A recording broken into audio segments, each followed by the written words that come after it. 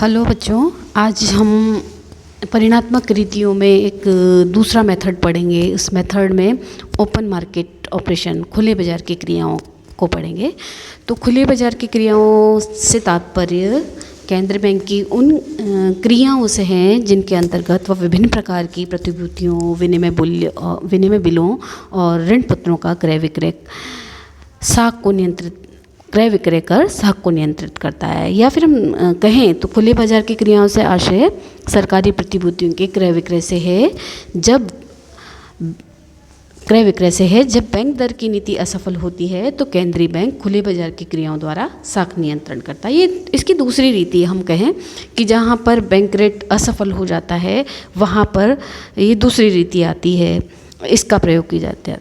तो खुले बाजार की क्रियाओं के सिद्धांत के अनुसार जब देश में मुद्रा और साख की मात्रा बढ़ जाती है तो केंद्रीय बैंक खुले बाजार की क्रियाओं के द्वारा या खुले बाजार में सरकारी प्रतिभूतियों जो होती हैं, गवर्नमेंट सिक्योरिटीज़ होती हैं, विनिमय बिल होते हैं हमारे, और जो हमारे ऋण पत्रों का विक्रय करने लगता है ना।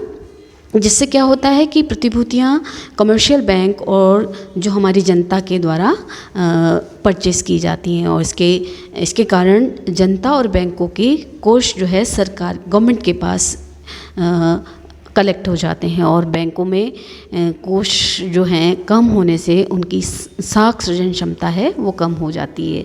इसके ठीक विपरीत हम कहें कि जब केंद्रीय बैंक साख का विस्तार करना चाहता है तो वह मुद्रा बाजार से प्रतिभूतियों को क्रय करने लगता है, और यहाँ पर कमर्शियल बैंक और जो हमारी जनता है इन प्रतिभूतियों को सेल करने लगती है, जिससे जनता और बैंकों के पास धन आ जाता है और साख सृजन बढ़ जाता है। इस प्रकार केंद्रीय बैंक प्रतिभूतियों के परचेज और सेल के द्वारा साख की मात्रा को नियंत्रित करती है ना। तो ये तो हुआ हमारा ओपन मार्केट ऑपरेशंस। अब जानते ये हैं कि खुले बाजार की क्रियाओं के पीछे क्या उद्देश्य हमारे होते हैं, क्या ऐसे कारण होते हैं या जिनके कारण जो है ये मेथड काम में लिया जाता है ना, हम ये भी कह सकते हैं इसमें। तो इसके पीछे क्या क्या ऑब्जेक्टिव हो सकते हैं। सबसे पहला ऑब्जेक्टिव तो ये शायद हो सकता है कि पूंजी का जो निर्यात को रोकना है ना। तो जब किसी देश की पूंजी अधिक लाभ के लिए विदेशों को निर्यात होने लगती है तो देश में जो है, जाहिर सी बात है, तो देश में इससे पूंजी कम होने लगती है, पूंजी का अभाव उत्पन्न होने लगता है ना।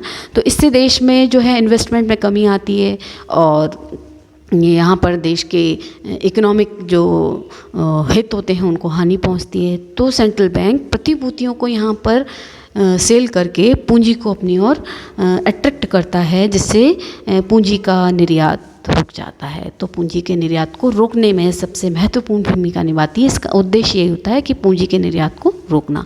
दूसरा आता है कि स्वर्णमान के अंतर्गत स्वर्ण के आयात निर्यात के प्रभाव को दूर करना।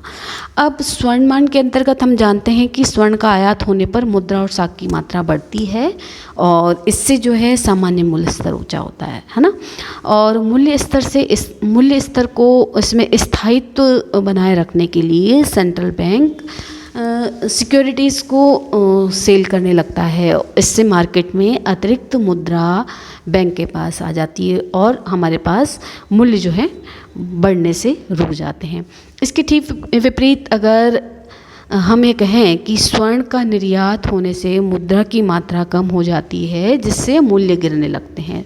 तो ऐसी कंडीशन में सेंट्रल बैंक बाज़ार से सिक्योरिटीज़ को क्रय कर बाजार में मुद्रा की पूर्ति को बढ़ा देता है। फलस्वरूप मूल्य गिरने से जो यहाँ पर रुक जाते हैं। ठीक है। अब एक और इसका ऑब्जेक्टिव हो सकता है कि हमारी बैंक दर की नीति को सफल बनाना, है ना। तो यहाँ पर जब सेंट्रल बैंक रेट वाली नीति साख नियंत्रण करने में असफल रहती है, तो यहाँ पर ओपन मार्केट ऑपरेशंस की क्रियाओं के द्वारा बैंक दर नीति को सफल बनाने का प्रयास करता है, जिससे बैंक दर बढ़ने पर मुद्रा बाजार में ब्याज दर नहीं बढ़ती और केंद्रीय बैंक अपनी सिक्योरिटीज़ को सेल करके बैंक की अतिरिक्त धनराशि को सीमित कर देता है और बाजार में ब्याज दर भी इससे बढ़ने लगते हैं। फिर मुद्रा की मांग और पूर्ति में बैलेंस बनाए रखने के लिए भी इसका ऑब्जेक्टिव हो सकता है कि तो हमें कहेंगे कि देश में मुद्रा की मांग पूर्ति से अधिक हो जाती है, तो केंद्रीय बैंक जो सिक्योरिटीज़ को क्रय करता है वो मुद्रा की पूर्ति को बढ़ा देता है। इससे मांग और पूर्ति में बैलेंस स्थापित होता है ना, तो ये भी ऑब्जेक्टिव हो सकता है। फिर बैंकों के प्रति विश्वास उत्पन्न करना भी एक ऑब्जेक्टिव हो सकता है। तो अनेक बार देखा जाता है कि जब आर्थिक संकट के समय जो है जनता का बैंक से विश्वास उठ जाता है और वो अपनी जो जितनी भी सेविंग्स होती हैं उसको निकलवाने के लिए बैंक की ओर जाते हैं। ऐसी स्थिति में बैंक जो है गंभीर संकट एक उत्पन्न होता है बैंक के सामने, और सामान्य रूप से बैंक इस स्थिति का सामना करने में असफल रहते हैं। तो ऐसी स्थिति में सेंट्रल बैंक मुद्रा बाज़ार से जो सिक्योरिटीज़ हैं उनको क्रय करने लगता है, जिससे मुद्रा बाज़ार में धन की मात्रा बढ़ने लगती है और इससे जनता में विश्वास बढ़ता है और लोग बैंक से जो है अपना सेविंग्स जो है वो निकलवाना बंद कर देते हैं। तो ये तो मैंने बताया क्या क्या ऑब्जेक्टिव हो सकते हैं। अब ऑब्जेक्टिव की जब हम बात करते हैं वहाँ पर कुछ लिमिटेशंस भी आती हैं। तो क्या क्या लिमिटेशंस होती हैं ओपन मार्केट ऑपरेशंस के। सबसे पहला तो इसकी सीमाएं हो सकती है कि प्रतिभूतियों की मांग और पूर्ति हो। खुले बाज़ार की नीति की सफलता इसी बात पर डिपेंड करती है कि बाज़ार में जो सिक्योरिटीज़ होती हैं उसकी मांग और पूर्ति बनी रहे।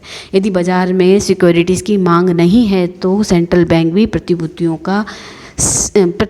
के सेल का कोई प्रभाव नहीं होगा, क्योंकि उन्हें कोई खरीदने वाला ही नहीं होगा वहाँ पर। इसके विपरीत अगर बाज़ार में प्रतिभूतियों की पूर्ति नहीं है तो केंद्रीय बैंक द्वारा सिक्योरिटीज़ के क्रय की नीति सफल नहीं होगी। इससे प्रतिभूतियों की मांग और पूर्ति विद्यमान होने पर खुले बाज़ार की क्रियाएं जो इतनी इफ़ेक्टिव नहीं होंगी यहाँ पर। फिर हमें कहें कि बैंकों में नकद कोषों पर प्रभाव पड़ता है। इससे ये भी इसकी सीमा है। तो केंद्रीय बैंक ओपन मार्केट की क्रियाओं से कमर्शियल बैंकों के जो कैश फंड होते हैं उनको नकद कोष प्रभावित होने चाहिए। इससे जब केंद्रीय बैंक अपनी सिक्योरिटीज़ को विक्रय कर बैंक के जो जितने भी नकद कोष हैं उनको कम करना चाहे और जनता बैंकों से धन या अपनी सेविंग्स को ना निकलवा कर अपने पास जो कैश पड़ा है उससे प्रतिभूति को खरीद लें तो बैंकों के नकद कोषों पर कोई प्रभाव नहीं पड़ता और यहाँ पर जो है ओपन मार्केट की क्रियाएं इसका कोई भी प्रभाव नहीं रहेगा, है ना। फिर हो सकता है कि संगठित मुद्रा बाज़ार। तो यह नीति तभी सफल होगी जबकि देश में विकसित और संगठित मुद्रा और बिल बाज़ार हों, और संगठित मुद्रा बाज़ार में ही केंद्रीय बैंक अपने अन्य बैंकों में जो है उसका रिलेशन होता है वो अच्छा होता है और केंद्रीय बैंक इस नीति के द्वारा साख को प्रभावित कर सकेंगे। अब केंद्रीय बैंक की प्रतिभूतियों को क्रय करने की शक्ति असीमित हो। तो इस नीति की सफलता के लिए आवश्यक है कि केंद्रीय बैंक के पास असीमित साधन होने चाहिए ताकि वह बाज़ार से असीमित मात्रा में अपनी सिक्योरिटीज़ को क्रय कर सके, है ना। और होता क्या है कि केंद्रीय बैंक के साधन सीमित होते हैं, ना तो उनके पास इतनी ज़्यादा मनी होती है, इतनी ज़्यादा पूंजी होती है कि वो बाज़ार से असीमित मात्रा में सिक्योरिटीज़ को खरीद सके, और ना ही इतनी अधिक सिक्योरिटीज़ होती हैं कि वो असीमित मात्रा में इनको सेल कर सकें। तो यह जो नीति है केंद्रीय बैंक के साधनों की सीमा तक ही एक सफल हो पाती है ना। तो ये तो मैंने कुछ बताया कि ओपन मार्केट ऑपरेशंस की क्या होता है, इसके क्या क्या ऑब्जेक्टिव्स होते हैं और इसकी क्या क्या लिमिटेशंस होती हैं ना। तो इसके बाद और भी चीज़ें आती हैं। इसके बाद नेक्स्ट लेक्चर में हम पढ़ेंगे कैश रिज़र्व रेशियो।